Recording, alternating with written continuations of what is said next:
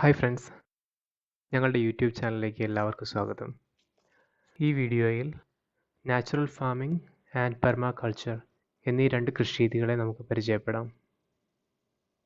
ഇതൊരു ആമുഖം മാത്രമാണ്. കൂടുതൽ വിവരങ്ങളെപ്പറ്റിയുള്ള ലിങ്കുകൾ താഴെ വീഡിയോ ഡിസ്ക്രിപ്ഷനിൽ നിങ്ങൾക്ക് കാണാം.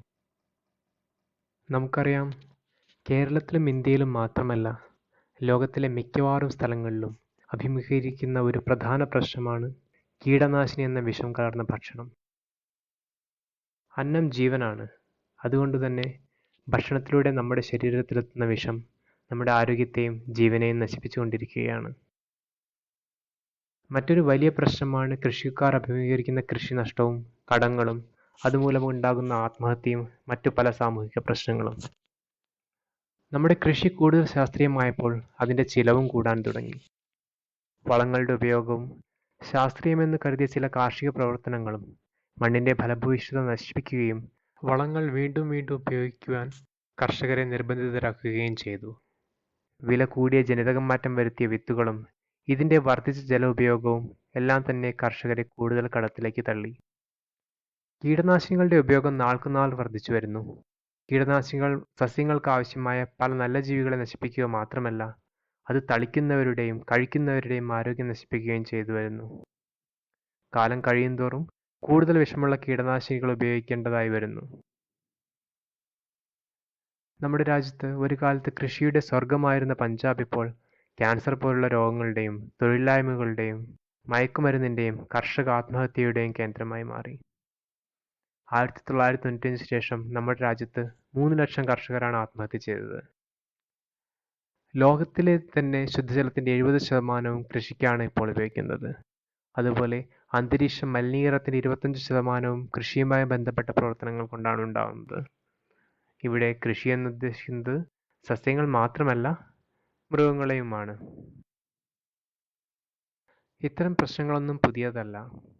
കാർഷിക രംഗത്തെ ചില വിദഗ്ധർ ഒരു നൂറ്റാണ്ട് മുൻപ് തന്നെ ഇത്തരം ചില പ്രശ്നങ്ങളെ നിരീക്ഷിക്കുകയും മറ്റു പല പ്രശ്നങ്ങളെയും മുൻകൂട്ടി കാണുകയും അതിന് പ്രതിവിധികൾ കണ്ടെത്താൻ ശ്രമിക്കുകയും ചെയ്തു.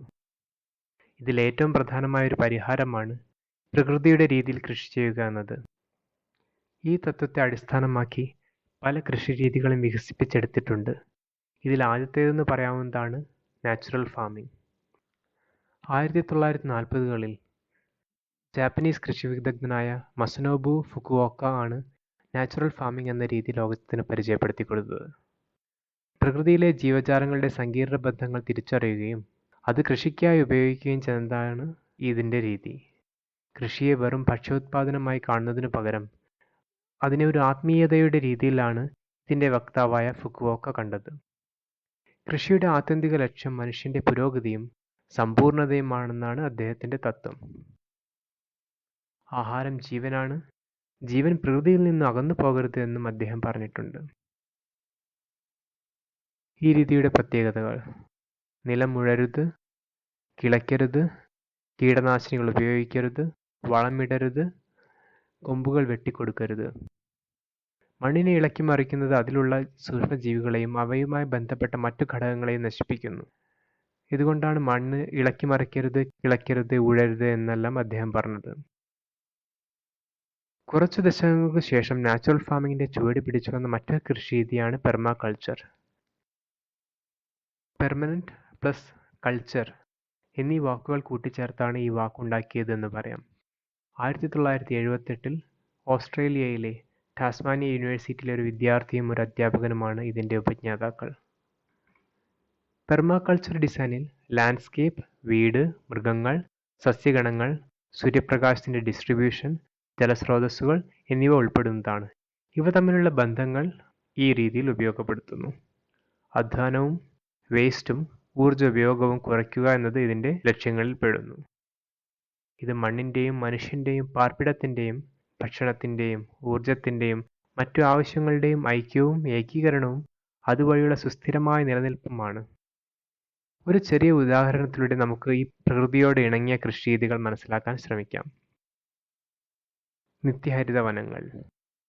ജൈവസമ്പന്നവും ഭക്ഷ്യസമ്പന്നവുമായ വനങ്ങൾ പക്ഷികൾക്കും മൃഗങ്ങൾക്കും വേണ്ട ആഹാരം ആവോളം നൽകുകയും ദീർഘകാലം ആരോഗ്യത്തോടെ നിൽക്കുകയും ചെയ്യുന്നു. ഇതിന് യാതൊരു മനുഷ്യന്റെയോ യന്ത്രത്തിന്റെയോ സഹായം ആവശ്യമില്ല. എന്തൊക്കെയാണ് വനത്തിന്റെ പ്രത്യേകതകൾ? വനങ്ങളുടെ നിലനിൽപ്പിന്റെ ഏറ്റവും പ്രധാനമായ രഹസ്യമാണ് ജൈവവൈവിധ്യം. പല ഇനങ്ങളിലുള്ള വൃക്ഷങ്ങളും മറ്റു സസ്യങ്ങളും പക്ഷിമൃഗാദികളും പരസ്പര പൂരകങ്ങളായി ഇതിൽ വർത്തിക്കുന്നു. വനത്തിലെ മണ്ണ് ഫലഭൂയിഷ്ഠവും ഒലിച്ചുപോകാത്തതും അയവുള്ളതും കൃത്രിമവളങ്ങൾ ഇല്ലാത്തതും ജലസേചനം നടത്താത്തതും ഉഴുതുമറിക്കാത്തതും കീടനാശിനി തളിക്കാത്തതുമാണ് വനങ്ങളിലെ മണ്ണ്. ഇത്തരം ഒരു പിടി മണ്ണിൽ തന്നെ കോടിക്കണക്കിന് സൂക്ഷ്മജീവികൾ അടങ്ങിയിട്ടുണ്ട്. ഇവയുടെ പ്രവർത്തനം മണ്ണിനെ ഫലഭൂയിഷ്ഠമാക്കുന്നതിൽ മുഖ്യ പങ്ക് വഹിക്കുന്നു. വനത്തിലെ ജൈവവൈവിധ്യവും തിങ്ങി നിറഞ്ഞ രീതിയിലുള്ള ജൈവ വിതരണവും സൂര്യപ്രകാശത്തെ പൂർണ്ണമായും ഉപയോഗപ്പെടുത്തുന്നു. നൂറുകണക്കിനോ ആയിരക്കണക്കിനോ വർഗ്ഗങ്ങളിലുള്ള സസ്യങ്ങൾ നമുക്ക് ഒരു വനത്തിന്റെ ചെറിയ ഭാഗത്തു തന്നെ കാണാൻ കഴിയും. പല പല തട്ടുകളിലായി ഇവ വളരുന്നതിനാൽ സൂര്യപ്രകാശത്തെ മുഴുവനായി ഉപയോഗപ്പെടുത്തുവാൻ കഴിയും. ഉയരത്തിനും സ്വഭാവത്തിനും അനുസരിച്ച് സസ്യങ്ങളെ 7 ആയി വർഗീകരിച്ചിട്ടുണ്ട്. കനോപ്പി അഥവാ മഹാവൃക്ഷങ്ങൾ, സബ് കനോപ്പി അഥവാ ഉയരം കുറഞ്ഞ മരങ്ങൾ, കുറ്റിച്ചെടികൾ, വള്ളിച്ചെടികൾ, നിലത്ത് പടരുന്നവ, ഇത്തിൽക്കണ്ണികൾ, പായൽ. ഇതെല്ലാം നമുക്ക് വനങ്ങളിൽ കാണാം. മരങ്ങൾ അതിന് ലഭിക്കുന്ന ഊർജം വിവിധ ഭാഗങ്ങളിലായി സംഭരിക്കുന്നു. അതുകൊണ്ടാണ് മരത്തിന്റെ ഭാഗങ്ങൾ കത്തിക്കുമ്പോൾ നമുക്ക് ആവശ്യമായ ഊർജം ലഭിക്കുന്നത്. മരത്തിന്റെ വേരുകൾ മണ്ണിൽ നിന്നും പലവിധ മൂലകങ്ങൾ ശേഖരിക്കുന്നു. സസ്യങ്ങൾ മണ്ണിൽ ദ്രവിച്ചു പോകുമ്പോൾ ഊർജവും മൂലകങ്ങളും മണ്ണിൽ ലയിച്ചു ചേരുന്നു. ഇത് മണ്ണിനെ ഫലഭൂയിഷ്ഠമാക്കിക്കൊണ്ടിരിക്കുന്നു. മൃഗങ്ങളുടെ ശരീരങ്ങളും വിസർജ്യങ്ങളും സസ്യങ്ങൾക്ക് ആവശ്യമായ നൈട്രേറ്റുകളും ഫോസ്ഫേറ്റുകളും മറ്റും മണ്ണിന് നൽകുന്നു. ഇവയൊക്കെ മണ്ണിൽ ലയിച്ചു ചേരണമെങ്കിൽ സൂക്ഷ്മജീവികളുടെ പ്രവർത്തനം ആവശ്യമാണ്. ഈ സൂക്ഷ്മജീവികൾക്ക് നിലനിൽക്കാൻ തണുപ്പും നനവും ഇരുട്ടും ആവശ്യമാണ്. വനത്തിന്റെ ഘടന ഇവയൊക്കെ ഒരുക്കിക്കൊടുക്കുന്നു. വിവിധ ഉയരങ്ങളിലുള്ള സസ്യങ്ങളുടെ മറവ് സൂര്യപ്രകാശത്തെ മണ്ണിൽ വീഴാതെ തടഞ്ഞു നിർത്തുന്നു. മണ്ണിൽ വീഴുന്ന ധാരാളം ഇലകൾ മണ്ണിനെ കട്ടിയുള്ള പുതപ്പ് പോലെ പൊതിഞ്ഞു സൂക്ഷിക്കുന്നു.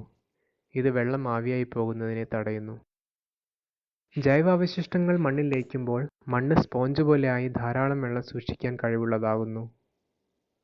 ഇതുകൂടാതെ നൈട്രജൻ ഫിക്സിംഗ് ബാക്ടീരിയകളുടെയും ഫംഗസിന്റെയും പ്രവർത്തനം മണ്ണിനെ കൂടുതൽ ഫലഭൂയിഷ്ഠമാക്കുന്നു.